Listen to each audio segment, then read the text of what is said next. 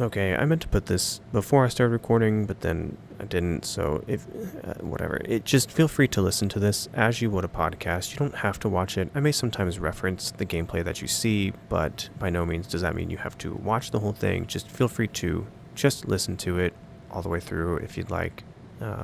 Yeah, and with that, let's get into what I had to say about Spider-Man 2. Is Spider-Man 2 worth your time? Let's talk about it. I have never felt so conflicted while playing a game as I have with Spider-Man 2. I'm not sure if this is a saying, but I'm going to say it. The highest mountains make you realize how low the valleys really are. Check that. I came up with that myself, I think. That sounds dramatic. I know it does. But man, this game truly has some peaks and valleys.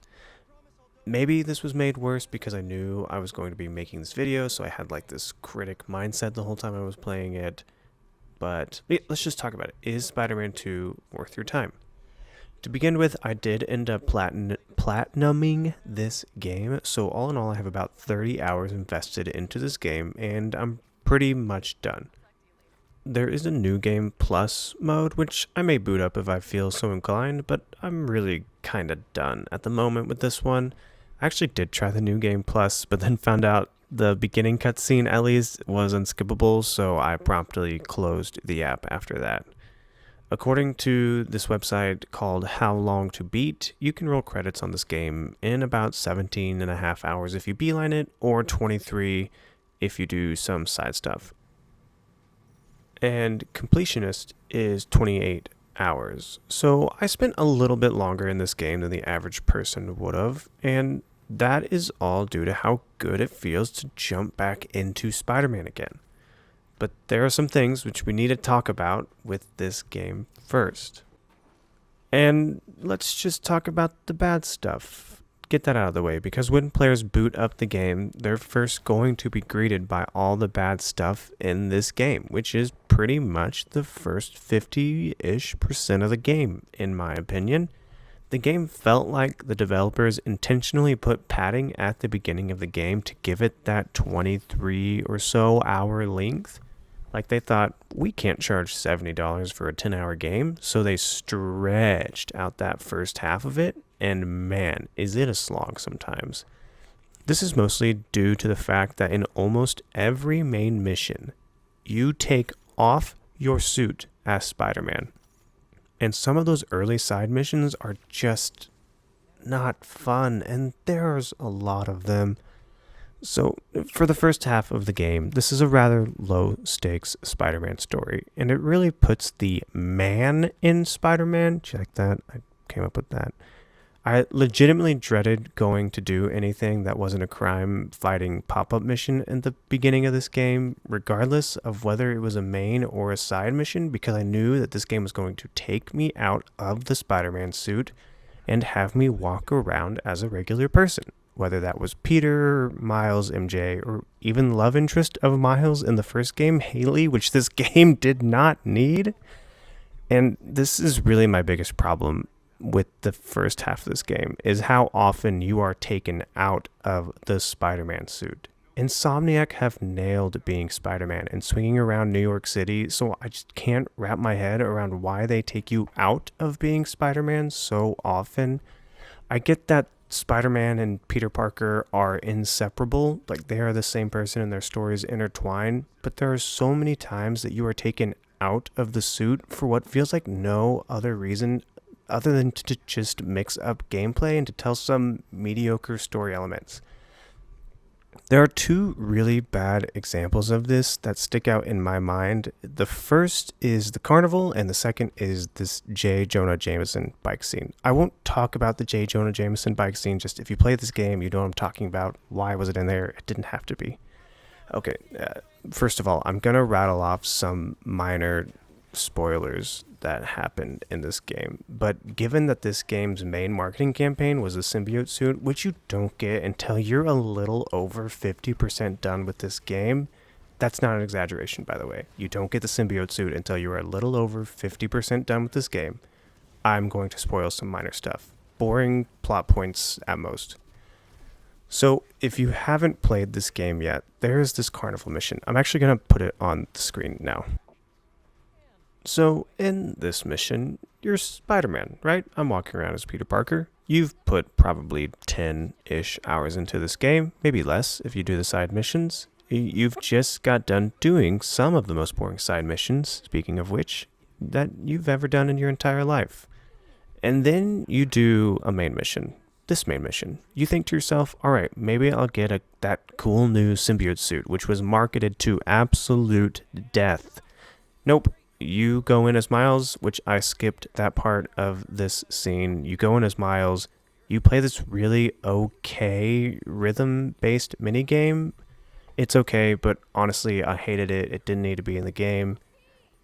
Again, you've done a lot of side missions up to this point that have all felt like poorly designed mini games. So it just makes you a little annoyed to be doing that, but the music for the remix thing is okay that you do as Miles. It's a Mysterio mission, so I guess that's cool. But then that mini game is finally over, and you fight some bad guys as Miles to end it. Okay, cool, whatever. Peter shows up, and you're thinking that the mission should be over now, because that felt like a long time. But it was really only, I timed it, it was really only like 6-ish minutes, but it felt like much longer. But you've already spent so much time doing this like ridiculous mini game that has no impact on the main story and just sets up some checklist set of side missions. But no, Peter shows up and you switch characters to be Peter Parker. And what do you get to do as Peter after doing this really boring mini game?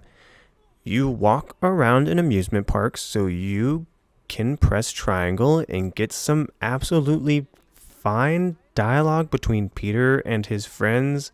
Occasionally you get to ride a ride and watch the back of Peter's head while you can physically raise your controller up so that Peter can raise his hands and scream while the other person you're riding with is giving some semi-serious dialogue. You think I'm kidding? That's why I put this on the screen, because it's just unfathomably... I don't know why they put this in here. Sometimes, like I said, instead of riding, you get to play this half-baked minigame, like this Hoops one that you're watching right now, which is in the game twice, maybe 3 times, and it's not fun.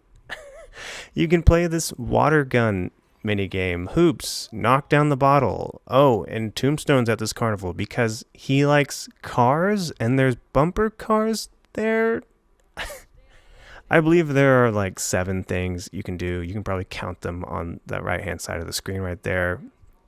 But I think there's like 7 things that you can do. You walk around, press triangle on, and the game gives them to you as an optional checklist, as if there were some objectives to do. And so me, being the almost completionist that I am, and in this case, the completionist that I was, I thought maybe I'll get something cool at the end of this really tedious, tiresome triangle button mashing fest.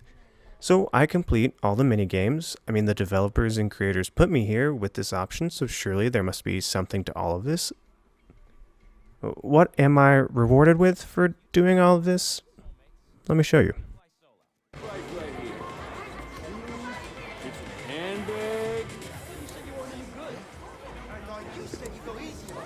No. Oh no. This is the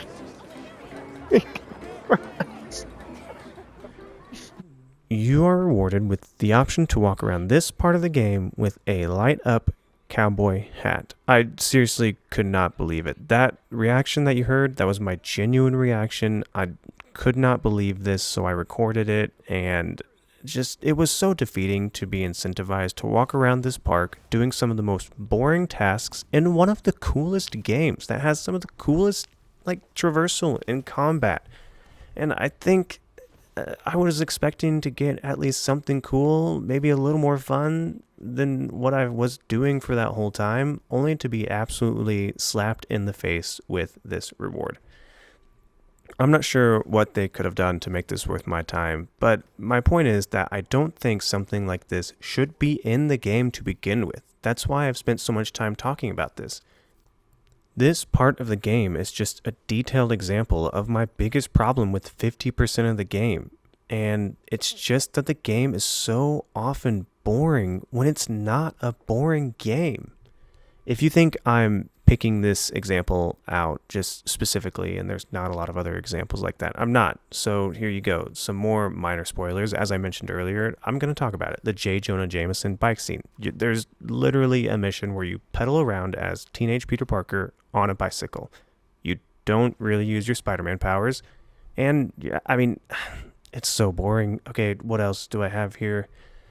You just get done fighting Sandman, which is actually really fun. It's really cool that the game takes off like that, so that's not really a huge spoiler at all. But then, what do you do after you fight Sandman? The first thing you do is you go to your house, you take off your Spider-Man suit, walk around.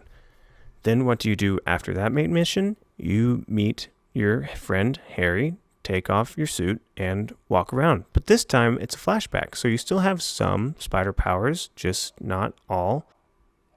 Then what do you do after that? You get to swing around as Miles. And while you don't take off your suit as Miles, you do some very boring side content, especially given that it's just in this Spider Man game. You help ask someone out to homecoming. You take photos of your school. And listen, I get that Miles' missions are more focused around high school stuff. It's who he is. But that doesn't make these missions any more fun.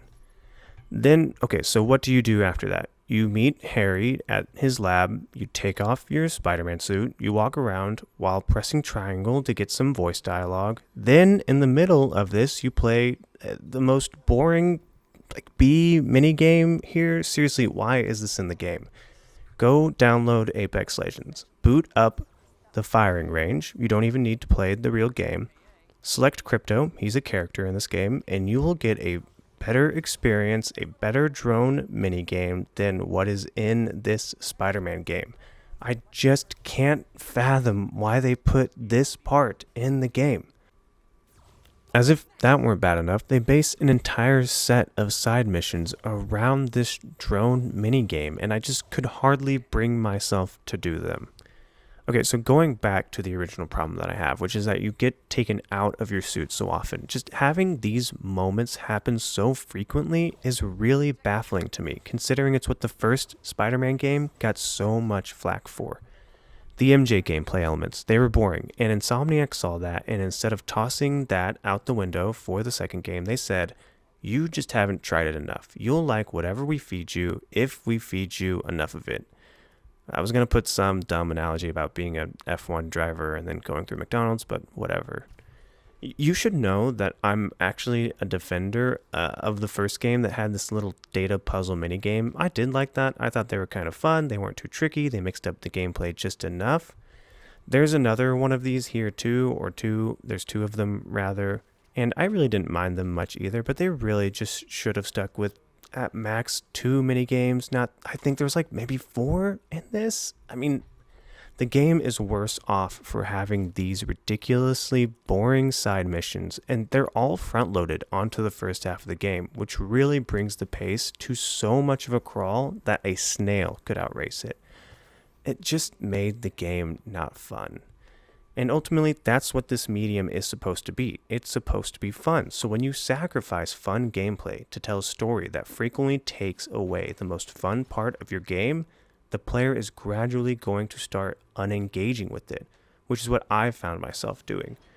If these things were a little bit tighter, not as slow, fewer and further between, and no B minigame, just take that out completely, I think I could have stomached this. But because all of it is so front-loaded onto the first half, they happen so frequently, I was really getting sick of everything, and I was beginning to wonder when this game would start getting fun, if this game was even fun to begin with. As it turns out, the answer to my question is about halfway through the game. I think it was a little over 50%, as I said. It starts to really pick up because, guess what? You finally get what they marketed this game over. You get the symbiote suit. And man, when you do get it, it is completely awesome. The way you get it is cool. What happens when you get the suit is cool. My jaw was hanging open. I was giggling like a little kid. Some of the extra powers you get, you can feel the weight behind them compared to what you were doing before. It felt so right. And from this point on, the game dramatically increases in pace and turns itself around. It's just unfortunate that it took more than half of the game to do that. The story stops forcing you to take your suit off so often, and for the most part, the boring side missions and minigames are done. The crimes get a little bit more interesting. The music changes. I wasn't expecting that at all. You know how in the first game, in Miles Morales, every time you started swinging around the city, the music would swell to like this epic superhero theme. Well, in Spider-Man 2, it does that here as well, except at the beginning, it was the same song from the first game. And it actually changed whenever you switched to Miles as well, so I thought that was cool. So about halfway through the game, I wasn't mad at the song, but it definitely didn't hit as hard for me as it did before. And then when the story shifts, the music does too, for both Miles and Peter. It turns to this slightly more haunting theme for Peter and kind of a remix kind of song for Miles. I think it does this maybe another time in the game, and it just was really enjoyable. It was something I wasn't expecting that they didn't have to do, but they did it, and just adding that enhanced the player experience so much.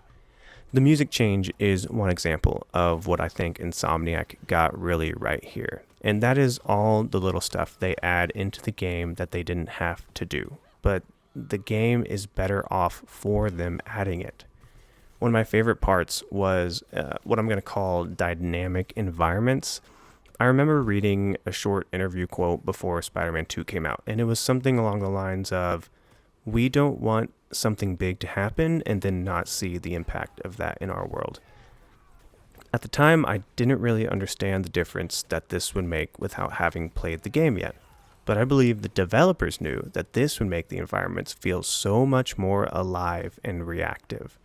The biggest example I can give to this is, like I said, at the beginning of the game, you fight Sandman. And after this mission, when you're finally free to explore the world, you can go back to the financial district, which is where you originally fought Sandman, and there is sand everywhere. It was so cool to see, and it was completely unexpected. And the game continues to do things like this. I even went back to this area, the financial district, after I beat the game, and I noticed that there wasn't any sand. But at the base, there was a construction site, and at the base of a construction site, there was a bunch of sand that looked like it had just been pushed there because the city had been cleaning it up. Pretty much every major story beat that has some sort of world-changing event does this. They even utilize this at one point in the game to completely change New York, and it's not for very long. But when I first saw it, I think it's the coolest thing I have ever seen in an open-world game do with their environments. This dynamic environment, while a small detail, shows how brilliant Insomniac can be with some of the elements of this game. This is also reflected in the web swinging and the combat. I don't think I need to say much more here. It's just the first Spider-Man game, but better. I was a little worried about having to play as both Miles and Peter, that it would get confusing and overwhelming. But after a while, they make the abilities function largely the same, and so do the gadgets, so playing as two characters was not bad at all. Instead of a weapon wheel, you have a set of gadgets and abilities assigned to each of your face buttons, and that feels way better than what it did in the first game, where you had to equip specific suits or skills. And like I said, it just makes playing as two different Spider-Man a way more consumable experience.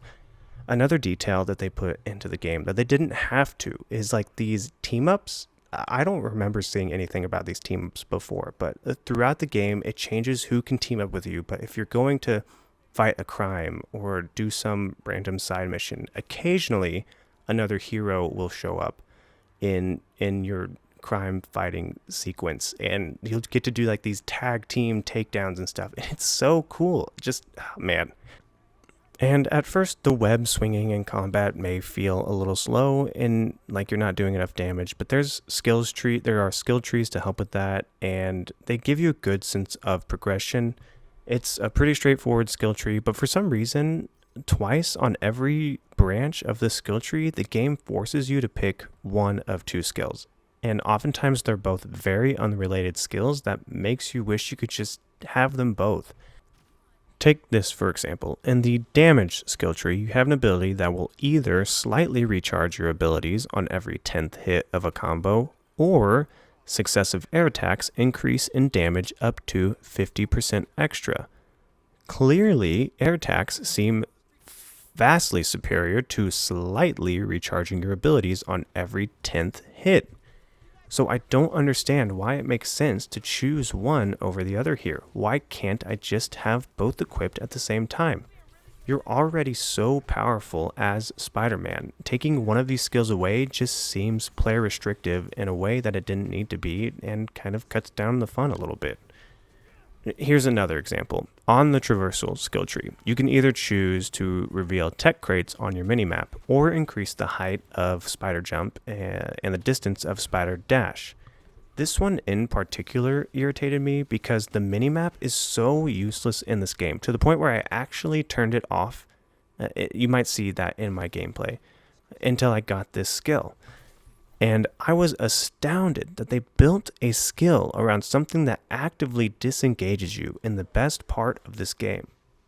Like, you could have just made this a perk so that the tech crates maybe glow a little brighter or something, I don't know, but why draw attention to a minimap when the web swinging feels so good and the city you've built looks unmatched to any other game I've played before on PS5?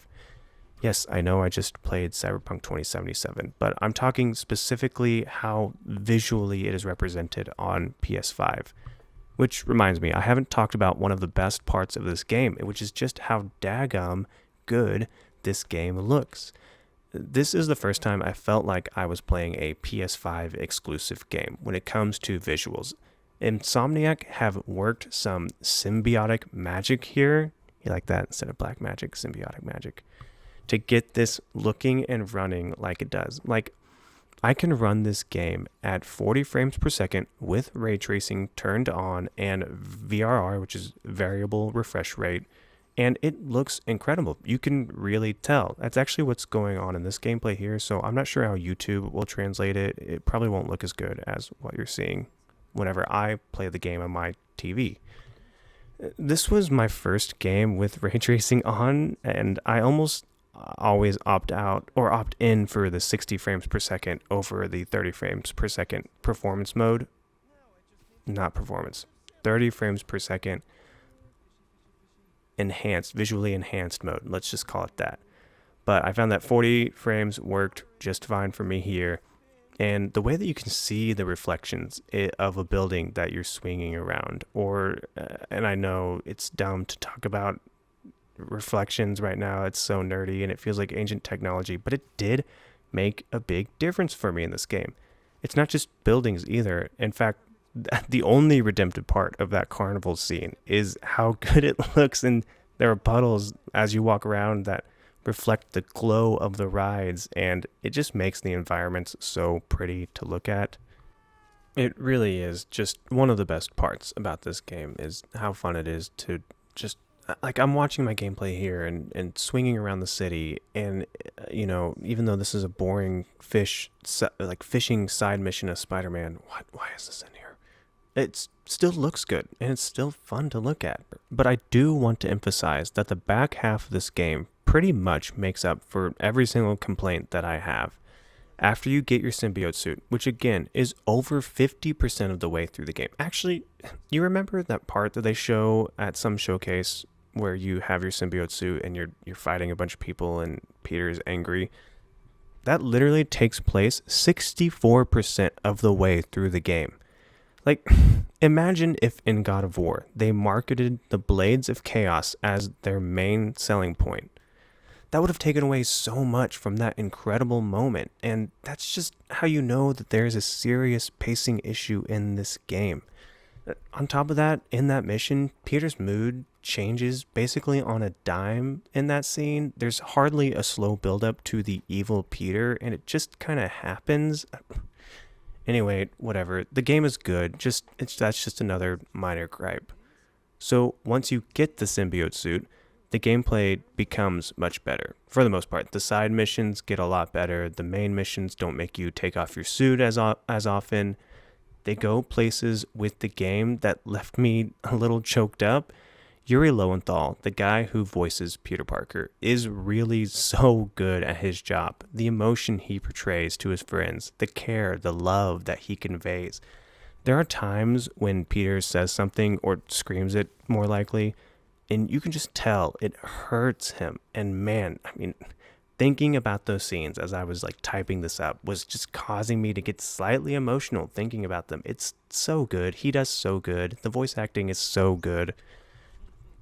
And in general, in Spider-Man 2, the music, it's just incredible. The combat is fun. The stealth, even, I think, is fun. There were times when I could have engaged in missions loudly, but chose to go stealthy because they've fine-tuned it a bit. Like, they added this web line. Hopefully, you get to see me use it. I'll try and put it in here if I can.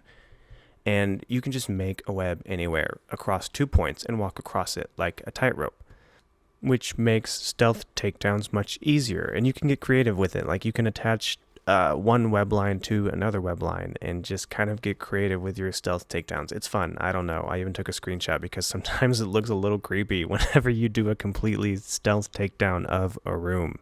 So yeah. In this game, the web swinging is fantastic. I only used fast travel when I wanted to grind out the platinum trophy. Every other time, I just swung to my destination, maybe stopped a crime on the way. I've heard some mixed opinions about the websuit. I liked it. I think it really helps when you're kind of above some small buildings, but there's a large building just ahead. You can attach your web to that, so you deploy your web wings, and you get to that point, and then you can just do regular web swinging. It just helps add or not take away from the momentum of this game. There really is a flow state when you get to swinging around the city.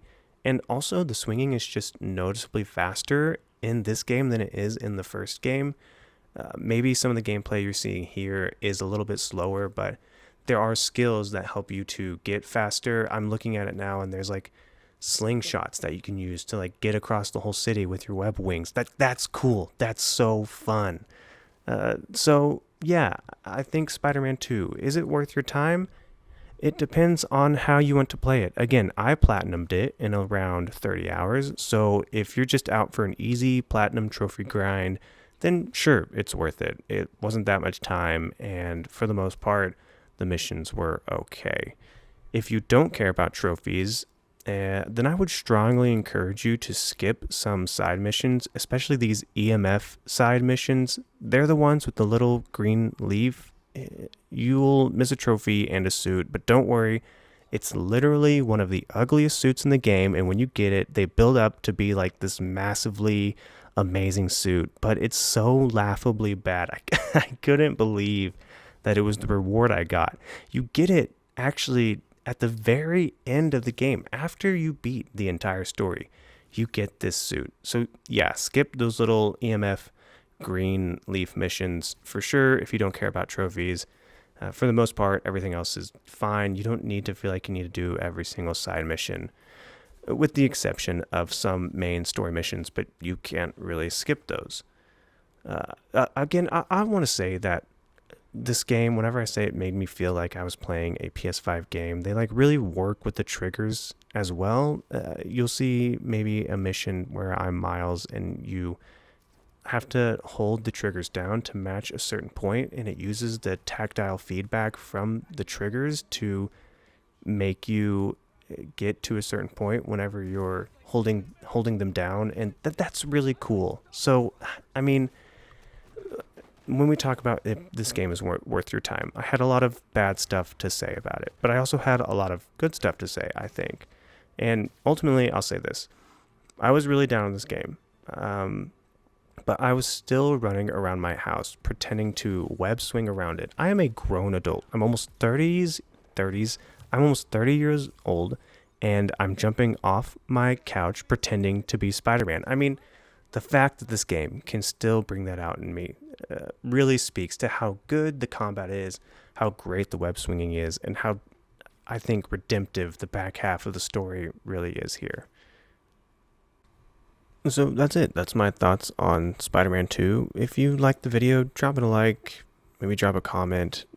I don't really care about the algorithm. I mean, maybe I do, but if anything, it just kind of gives me a moral boost. It takes a lot of effort to put this together, and so just your like and comment really help, and seeing that you watched it all the way through help a lot as well. If you would want to share the video, I'm sure with somebody that you think would enjoy it, that would be much appreciated too. We'll see what I do next. I'm thinking about, I'm playing Alan Wake 2 right now. I'm also playing a VR game called Madison VR, so I may do that as well. We'll see. Yeah, catch you in the next one. Bye.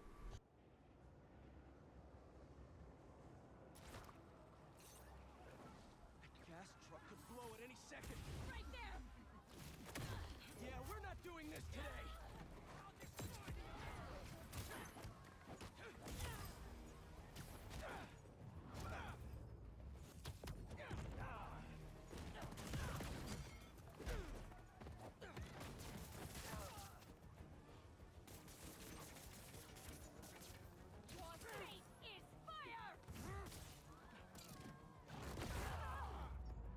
Gotta patch up that tanker fast!